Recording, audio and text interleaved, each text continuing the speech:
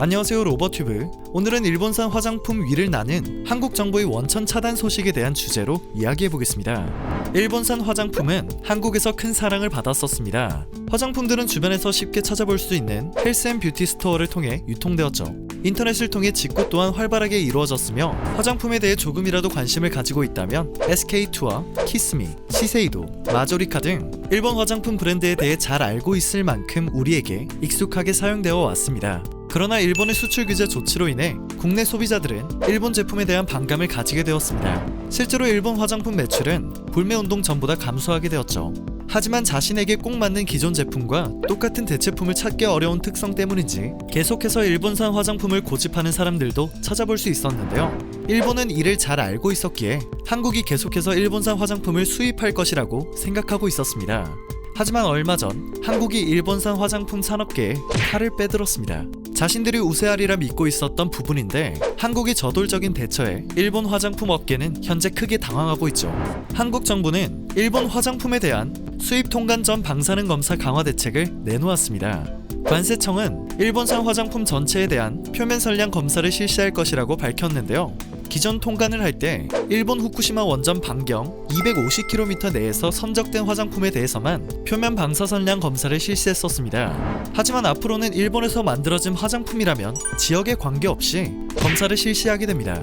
또한 방사능 검출 이력이 있는 제품을 재수입하게 되는 경우 방사능 검사 성적서를 의무적으로 제출해야 하죠.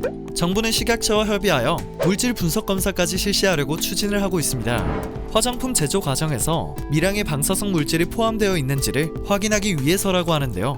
표면 방사선량 검사는 제품이 방사능에 오염되어 있는지 여부를 판단하는 것이 주 목적이기 때문에 미량의 방사성 물질을 잡아내는데 한계점이 있기 때문입니다. 얼마 전 일본 화장품 업체인 후로우시가 생산하는 모테 마스카라 7종 중 3종에서 방사성 물질인 토륨과 우라늄이 검출되었고 지난 1월 7일 판매 중단 조치가 되었습니다.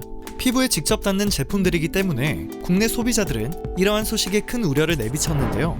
때문에 정부는 일부 품목에서 전 품목으로 검사 대상을 넓히는 등 수입 절차를 대폭 강화하게 된 상황입니다. 현재 정부는 일본산 방사능 화장품의 국내 상륙을 원천 차단하겠다는 강력한 의지를 보이고 있습니다. 소비자들이 방사능 화장품에 대해 큰 관심을 가지게 되자 정부뿐만 아니라 화장품 업계에서도 자체적으로 간이검사 장비 도입을 검토하고 있습니다. 한국의 대표적인 헬스앤뷰티 스토어인 올리브영에서 일본산 화장품이 입점하게 될 경우 사용금지 원료 확인서와 원산지 증명서, 방사능 검사 성적서 등의 서류를 제출해야 합니다.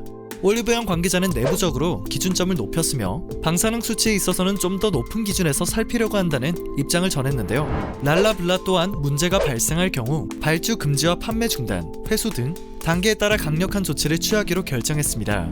업계 쪽에서는 일본 화장품의 검사 강화로 인해 글로벌 화장품 격전지로 꼽히는 한국에서 J뷰티가 축소될 수 있다는 의견이 나오고 있습니다.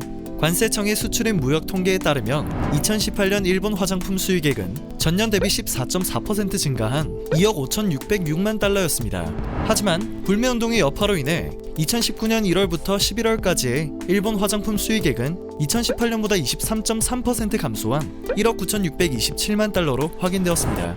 과거 일본의 화장품은 우수한 품질로 인해 인생템으로 각광을 받기도 했지만 불매운동과 방사능 문제까지 제기되며 퇴출 위기에 놓여있는 상황까지 와버리게 되었습니다. 오늘 알아본 내용은 유익하셨나요? 마지막까지 봐주셔서 정말 감사합니다. 늘 새롭고 흥미로운 뉴스를 전해드리는 로버튜브 되겠습니다.